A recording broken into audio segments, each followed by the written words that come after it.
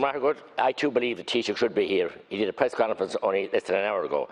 What's going on, Minister? Since last summer, we were able to have indoor dining without major incidents and without vaccines. Roll on 12 months or 13 months later, we're now in a situation where over 4 million vaccines have been administered, and despite already being an outlier of Europe and most of the rest of the world, the government are now delaying the reopening of the hospitality industry. It just is pure madness. As I believe, while also planning an apartheid system in our country, while planning to introduce a two-tier society, leaving a situation where families will be able to dine together indoors and young people will be left outside, and we expect those same young people to serve in the restaurants, and we know why, and the hospitality and tourism and coach hire and everything else, and tour guides. NPHET's advice is completely bonkers. It lacks any balance and understanding of the reality. Delaying indoor entertainment, pubs and restaurants is like taking another wrecking ball to the economy, and tens of thousands of individuals' lives and families will be destroyed. They're holding on to their fingernails. 200,000 jobs are now on the line as government delays the prospect of indoor dining. These jobs face permanent closure. And not only indoor dining, all indoor activities that we know of, and also the hospitality sector in general, and that includes buses, taxis, you name it. The discrepancy in the NPHET advice is so disproportionate that it recommends us, reminding us of the figures tossed around the night before the bank guarantee. The NPHET advice to government last evening was, and I quote, the worst case scenario would be potentially see 700,000 cases of the virus in July, August, September, with as many as 2,170 deaths. God help us, a frightening figure. The variant becomes dominant. The most optimistic projection was 81,000 cases and 161 deaths. So which is it? That's 10 times of a discrepancy, 10 multiplied by 10. In other words, this group of experts advising the government has said that there might be 7,600 cases a day and there might be 800 cases a day. Well, which is it? I'm asking you now, Minister, to bring in an outside, independent, and probably from abroad, panel of experts. We have many scientists and doctors in this country, but they've all been silenced and banished. And I'm calling out the media as well, who ran with this as if it's the gospel. I think this is outrageous. We need an independent analysis of the NPHET advice. We have none. Have you sought independent? You were told this last night at a pre-cabinet meeting. Did you ask him? You're the people responsible to this House, and by extension to the people. You're going to send Dr. Hoolan to answer questions as he won't answer them, even meet us anymore. Opposition leaders, they haven't met us or briefed us. So, Minister, this is outrageous. It's nonsense, as I said, dressed up as modelling, and outrageous, as I said, aimed at dividing our country and ruining it, dividing our people. It's not going to run and won't be accepted, I tell you that. In fact, the entire NPHET modelling over the past 12 months has been wrong on almost every occasion. Wrong, wrong, wrong. Penalty stupid and illogical, and this is the most illogical idea I ever saw. And to wait until last night and today for the Taoiseach to tell these business people who were expecting in anticipation for months now to be open next Monday, Deputy. It's shocking and disgraceful. They spend money on stocks, deep cleans out of place, retraining staff, I mean all the efforts, and they're thrown under the bus again. It's outrageous. Minister Ryan, please. Throughout this crisis, we have actually, and I say this when I was in opposition, I'd say the same when I'm in government, we have actually done it correctly in sharing information. So the letter from NPHET, the modelling information, the access to the public health officials to be able to answer whatever question of the modelling or any other aspect of their advice is critical and will happen, is needed.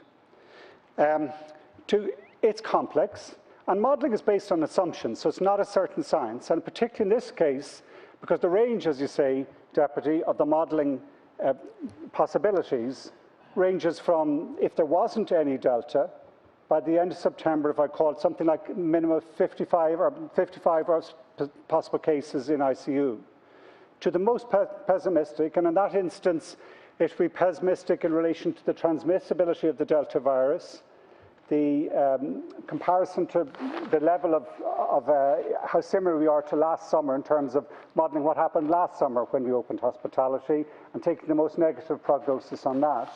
And as you say, the analysis in that most pessimistic scenario, 1,685 people in ICU.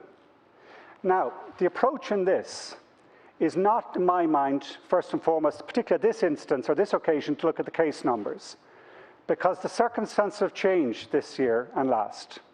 And the level of people who will get into severe health difficulties or, God help us die, because of COVID will be a tiny fraction of what it would have been previously, because most of our older people have been vaccinated.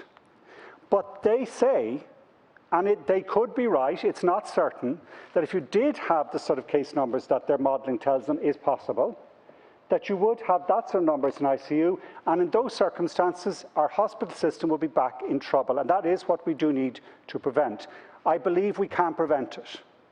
The first way of preventing it, the key story is that we get the 300,000 AstraZeneca vaccines which are arriving today to the people in their 60s or who have acute medical conditions or other conditions, which means that they had a first AstraZeneca dose and are waiting for a second one. We will have all them done by the 19th of July, and that's of critical importance.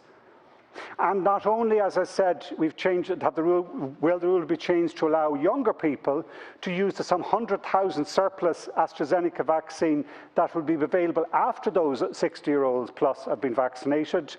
But we will also shorten the gap down to 4 weeks between the first and second such AstraZeneca dose.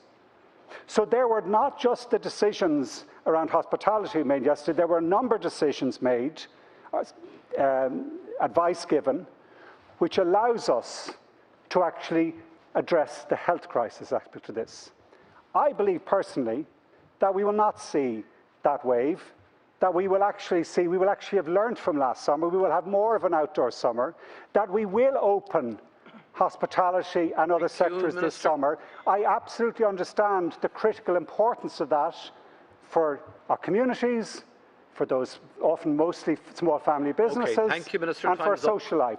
But we'll do it in a safe way, which is thought through, rather than thinking today about the health advice, so that we put a proper plan in place to be able to do that without bringing a health risk with it. I've heard it all now from a Minister in Cabinet. Neffet could be right, and he might be right. And then you follow on to say you personally don't believe that it'll be 7,600 cases. It might be 800 cases. What is going on in that Cabinet room? Are your ears completely doomed to? Are your eyes? And you're going to consult now with the industry. 15 months on, when you have demoralised them and destroyed them. Will you dispense of the services of Dr. Houlihan and Neffet? A cabal, I call them. Will you dispense of NIAC as well? We have all these unelected experts. The Taoiseach is accountable for this House, and so are you, Minister. And you have 10 TDs in this coalition government, and you have a major sway in this government when you want to. So if you believe Neffet is wrong in their advice, act on that and protect our families, support our people. Then after Corla Kayla, give the young a chance. We have all paid the sacrifices, many with their lives, many sick, but the people have put their shoulder to the wheel. We're all in this together. My God, you left that a long time ago. So, I mean, you can't have it both ways. You don't believe it'll be as bad as they said. So they're playing scaring games, and they have RT and all the media who are paid off handsomely to send the message of fear into our people. Have respect to our people, and don't be dosing with fear and threats and everything else. Old people are afraid to come out of their houses, to go back to Mass even, or go back to shopping. And we can have all the rest of the world opened up for indoor dining, except us in Ireland. No one is believing you. You've lost the public here, and you've lost them badly. Mr. Ryan. I believe we will be able to follow the less pessimistic, the more optimistic modelling scenarios, because I believe actually in the capability, strength, solidarity, good common sense of the Irish people to actually steer a safer course, which also sees us opening up our country, every aspect of life. I also believe in our public service. And I believe through this crisis, we all make mistakes. Political system, public service system, others as well. But for us to say, get rid of all our advisors, get rid of all the health system, actually I believe our health system has stood up and shown real capability, including our advisors in this crisis. And while we are absolutely right in the political system to question them, and we do not accept the advice and just immediately go to whatever solution is suggested. No, we did not. Last night you did. What we decided was, we hear the evidence, we listen to it, we realise it is serious, and what we say now is, rather than making an immediate, instantaneous decision late at night, let us take our time to talk to all the various different departments involved, and the industry, and the unions, and to come up with an approach which actually gives us the health protection, whilst keeps on a path to reopening, which will not close again. It's not going backwards is the key, is what the Irish people want, and that's what we will commit